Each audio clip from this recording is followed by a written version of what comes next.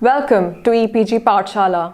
I'm Ratika Anand from the University of Delhi, and I'm here to discuss feminism and psychoanalysis with special reference to Helene Cixous, Luce Irigaray, and the Spectre of Lacan. In this module, I will be providing you with a brief background on feminism and psychoanalysis, which would help in your understanding of psychoanalytical feminism.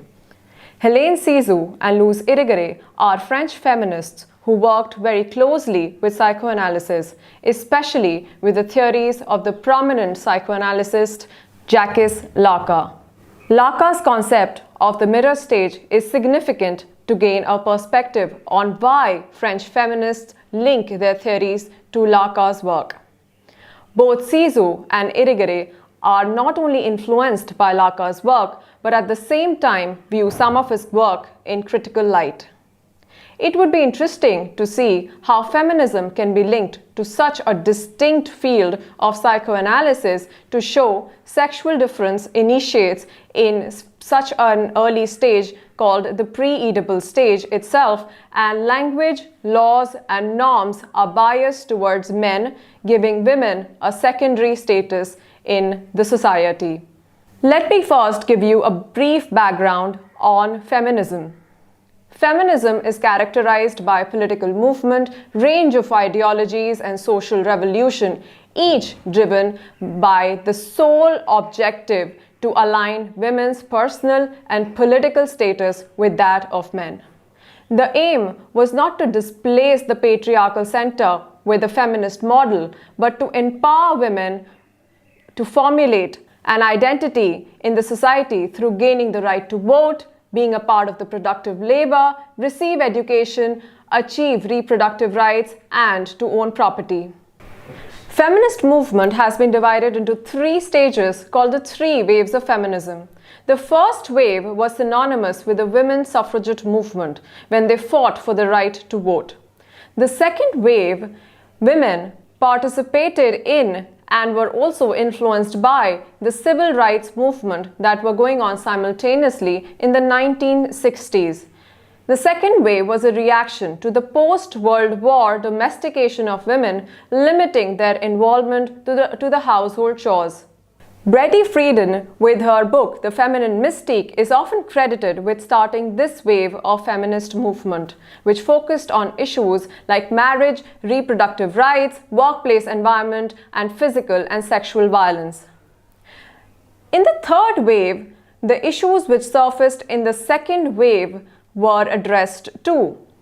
For instance, the exclusion of women from the earliest feminist movement on the basis of color, caste, race, and this along with the issues of gender and sexuality was central to the third wave ideology. It began in the 1990s and the movement still continues even today. For instance, the slut walk in 2011 and the present time queer movements taking place in different parts of the world. The critical approaches in the 1980s are also very significant in our understanding of feminine writing and would also help us in the understanding of the work of both our French feminists Helen Cixous and Luce Irigaray. The first stage drew on the approaches of other kinds of criticisms: Marxism, structuralism, psychoanalysis, linguistics, etc. The second stage laid greater emphasis on reconstruction of female experience, no longer limited the movement to attack only the male supremacy. In the third stage, efforts were directed at rewriting women's history and creating a new canon of women's writing. Let me now give you an introduction to psychoanalysis with reference to the theories of Jacques Lacan. Psychoanalysis was founded by Sigmund Freud, who was also known as the father of psychoanalysis. Psychoanalysis employs theories and methods to delve into one's unconscious. Unconscious can be defined as repressed thoughts and experiences, suppressed emotions, and latent desires. Psychoanalysis stems from the theory of unconscious, which attempts to examine the links between sexuality and subjectivity. Jacques Lacan was a very prominent French psychoanalyst who influenced distinct fields like post-structuralism, feminism, Marxism, and film theory. Lacan represents his own work as a return to Freud, bringing the understanding of structural linguists Ferdinand de Saussure and Roman Jakobson, and also structural anthropologist Levi Strauss into the realm of psychoanalysis. His most influential work was the mirror stage as formative of the I function as revealed in the psychoanalytic experience. For Lacan, unconscious is structured like a language. Lacan's three orders of one's mental disposition are responsible in the construction of one's identity. These three orders are the imaginary phase, the symbolic order, and the real order. The understanding of these three orders are going to be very helpful to understand. The understanding of these three orders would help us in the understanding of the mirror stage. The first order is the imaginary phase, which is also called the pre-Oedipal phase, when an infant identifies for the first time with his or her image reflected in the mirror. The infant is about 6 months of age and at this stage has no identity. There is no difference between self and the other. He or she constructs an image, an idealized image, an elevated image about himself or herself, which is a mere illusion, a product of his imagination, and may not even match the real self. Since the real self lacks mobility, it even lacks basic speech and motor skills.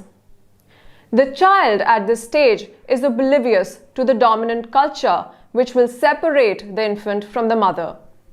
It is for the first time that the child formulates an understanding of his or her body, and through this process of identification, the child is able to develop his or her ego, leading to the second stage.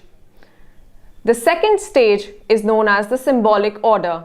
The child is introduced to the father, the big other, the paternal figure of authority who sets norms and frames the rules of law and language. Phallus is an important symbol and is referred to as the master signifier. It is the center of the symbolic order. It is a representative of the sexual difference in its presence or absence. However, Lacan says that sexual difference is not biological, but established through law and language. Castration, too, functions as another symbol at forcing the child to step into the second symbolic stage governed by the law of the father. The child has to let go of the bond with the mother and set out to acquire the concepts of language and meet socio-cultural expectations dictated by the father. The third order is the real order. It is not placed in opposition to the imaginary phase, but beyond the symbolic order. The real order for Lacan is comprehensive, as language fails to define the experience. Lacan views this stage as pre-imaginary, completeness which is later lost. Lacan views this stage as pre-imaginary, symbolizing completeness, which is later lost once language comes into existence. It continues to surface in our lives, against which our fluid fantasies and linguistic structure fail. It is often read as traumatic, as it makes one realize the materiality of our existence. Now, within feminist literary criticism, there are three major divisions. First one is the Anglo-American feminism, the second one is the British feminism, and the third is the French feminism. Since Helen Cixous and Luce Irigaray are both French feminists, let me give you a brief introduction on French feminism. French feminism is theoretical. It is influenced by post-structuralists like Lacan, Derrida, and Foucault. French feminists deal more closely with the issue than literature. Major figures of French feminism are Helen Cixous, Luce Irigaray, and Julia Kristeva. They focus on how female physiology can guide women's writing. The work of Lacan plays a powerful influence and also an object of critique. This is Helen Cixous, whose works and writings we would be discussing in this section. Now let us look into the works of Helen Cixous. There are these three issues that majorly surface in her writings, which are bisexuality, the unconscious, and feminine writing, which we shall be discussing at length. Helen Cixous coined the phrase literature feminine, meaning feminine writing, which was also her central theme. Her critical works, The Laugh of Medusa and Sorties, were both published in 1975. The Laugh of Medusa builds up a psychoanalytical interpretation of the Greek mythology to challenge the patriarchy, while Sorties works on establishing a connection between women's desire and women's language. First, let us discuss the notion of the unconscious that features in her writings. The concept of the unconscious space persists outside culture. Unconscious is associated with femininity and repression. Imperialist metaphors like darkness, for instance, are associated with women like Medusa. Medusa was a powerful, beautiful, and charming young priestess. From a woman of desire, she was reduced to a monstrous woman. This abysmal portrayal of Medusa, remarks Cixous, is framed within the purview of the male gaze. Metaphors of conflict, imagery of violence and war feature in the writings of Cixous. Even the title Sorties means a battle, which Cixous herself is fighting through her writings. Let us now talk about the question of bisexuality, which is another prominent theme in her writings. Bisexuality is often seen as a threat because of the ambiguity surrounding the sexuality. It is also seen as a threat. It is also seen as a threat to the model of binary opposition. The idea of bisexuality is drawn from the theory of Lacan, Freud, and even Derrida. Cixous proposes bisexuality for women, especially because they have been conditioned to accept the role assigned to them. By bisexuality, Cixous doesn't mean a combination of sexes like in the idea of androgyny propagated by Virginia Woolf. She instead means a displacement of dual categorization of masculine and feminine and move beyond this division. Let us also now look into the subject of jouissance. Similar to the concept of the unconscious is this subject of jouissance, because it is also outside the cultural sphere. Jouissance is a source of pleasure beyond male hegemony. It operates in the realm of female imagination outside the patriarchal sphere. It is perceived as a source of women's writing, displacing the law of the father, thereby providing an expression to women. Now, let us discuss her idea behind placement of feminine writing in imaginary phase. Like I said, feminine writing is very central to Cixous' work. And now let us discuss her idea behind her placement of feminine writing in the imaginary phase. Cixous places feminine writing in the pre-Oedipal or imaginary phase. She chooses pre-Oedipal phase since the infant is not yet conditioned by the dominant culture. There is time to cultivate oppositional boundaries prior to being classified as masculine or feminine. Cixous is critical of the model of binary opposition that has given women the status of the other. To overcome these binaries, she uses the approach of employing excess. For instance, the laughter in The Laugh of Medusa which stands to redeem women and liberate them from the shackles of male mythology. She also wrote about the challenges faced by women at feminine writing. Now let us discuss those challenges. Women are encouraged by Cixous to think differently about their histories and reinvent another history with their own language that is free from any bias. The female body and her sexuality cannot be represented by phallogocentrism, which is actually a term used by both Cixous and Irigaray, and it combines the elements of patriarchy and language. Women are made to move away from the mother and then their own body. Thereby, female sexuality itself is smothered. When Cixous says, and I quote, "Women must write herself," unquote, and she also says that women must write women. She wants women to give an expression to A, feminist structure, and B, her own individual voice and experience. Women's writing is a physical act and is therefore compared to the act of childbirth. Let us also discuss the nature of feminine writing. For Cixous, feminine writing is seen as transformative in nature. At first level, the individual finds an expression as women attempt to find their sexuality.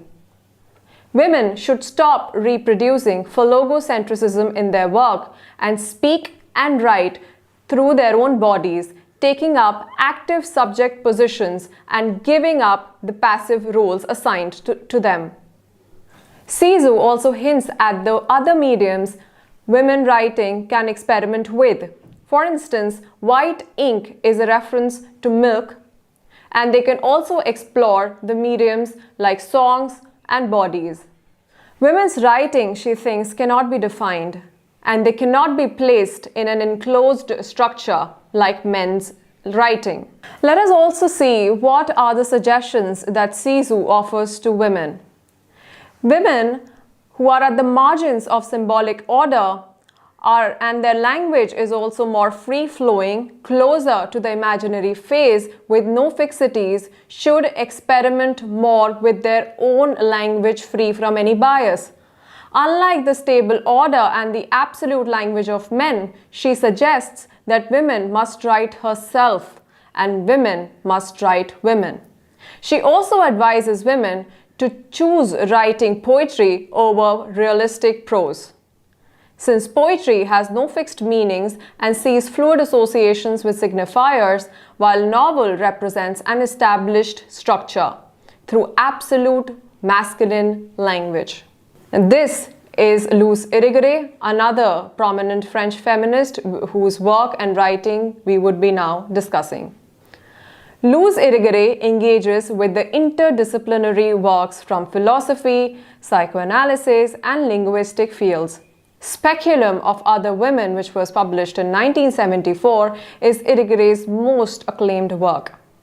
Irigaray is a student of Lacan, yet she was critical of Lacan's monolithic and sexist model of gender difference solely based on the presence or absence of the phallus. For Irigaray, biology is culturally defined. Like Cixous, she was also against binary opposition, which places women as the other. Let us now look into the critique of Lacan that feature in her writings. She distances herself from Lacan's two very important arguments. The first one was Lacan's presentation of the symbolic order being called as ahistorical. Symbolic order, argues Irigaray, is not ahistorical, but a construct, says Irigaray, to reinforce male supremacy. Secondly, she was also not convinced of Lacan's description of the phallus, and since he says it has also no connection with the male anatomy. However, for Irigaray, phallus is not symbolic, but it is rather an extension of Freud's one-sex model. Now, the first very important component in Irigaray's theory is that of language. Language is integral both to Lacan and Irigaray. In An Ethics of Sexual Difference, Irigaray states the sexual difference rests in language and not an anatomical difference. Language plays a significant role in sustaining the supremacy of men. The object of power, the object of value, for instance God, Irigaray argues, are represented by men. Having studied the speech patterns of both men and women, she found out that women are excluded from the subject positions. There is a need to reconstruct women's identity autonomous of the pre-established standard framed by male hegemony. The other very important theme is that of sexual differentiation. Irigaray also hints at the new possibilities sexual differentiation can offer if women start speaking differently. She views sexual differentiation in a positive light. Irigaray herself is known for a unique writing style called mimesis. Through this style, she challenges authority by responding to the biased perspective against women as being false. She argues that there is no need to ignore or repress these views against women. Instead, they must challenge them. The strategy of readdressing or replying to male dominance is referred to as strategic essentialism. Let us now discuss Irigaray's utopian ideals and her thoughts on Marxist feminism. Irigaray expresses her utopian ideals in Sexes and Genealogies. She discusses that the protection of virginity is a patriarchal construct and a means to control and guard female sexuality. She also discusses the need for protection of the mother and daughter relationship. Irigaray's other very important essay, When the Goods Get Together, is a Marxist feminist critique on the commodification of women in a male-dominated economy. And when I say male-dominated, there is this homosexual relationship established in the market as the trade of products, services, and even women takes place among men. And this homosexual relationship that established in the market can be seen to go against the system of binary opposition and even the law of the father in the symbolic order. On the other hand, women are limited to the territory of heterosexuality, wherein they are assigned only reproductive roles. Female sexuality exists only in relation to male sexuality. So what are the solutions Irigaray offers through her writings? Being two different beings, masculine and feminine, a dual arrangement by forming two different parts must exist in culture, she says, so that both the sexes can grow distinctly without being hindered by any norm or intimidated by any set parameter. Women need to subvert the established male hegemony that has given a subordinate status to women. How do they do that? By overthrowing the repressed phallocentric language.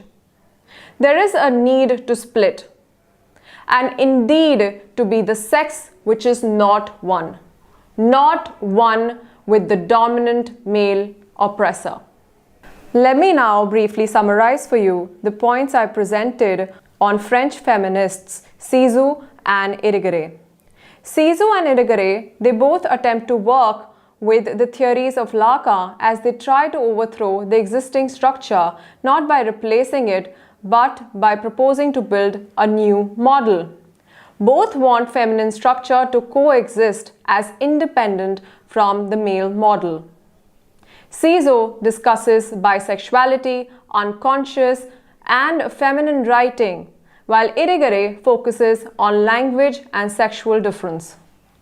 Language is integral to the theories of both Cixous and Irigaray. So while Cixous places feminine writing in imaginary phase, Irigaray places it in the symbolic realm. Cixous advocates poetry over prose, and she herself has a poetic style of writing. Irigaray is known for a different style of writing called mimesis. They both reject the model of binary opposition central to the meaning of the phallus in Lacan's theory. So students, I'm sure you now understand why Lacan plays such a significant role in the works of the French feminists Cixous and Irigaray. In their critique of Lacan's theory, they are also critiquing the phallocentric language and the male hegemonic structure prevalent in the society, as these elements are embedded in their works of Lacan and his theory of sexual differentiation, which starts in the pre-Oedipal stage itself.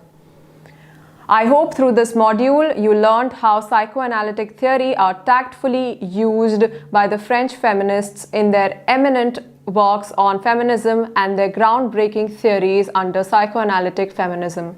For more information and further references, please refer to EPG Pathshala website and the e-text. Thank you.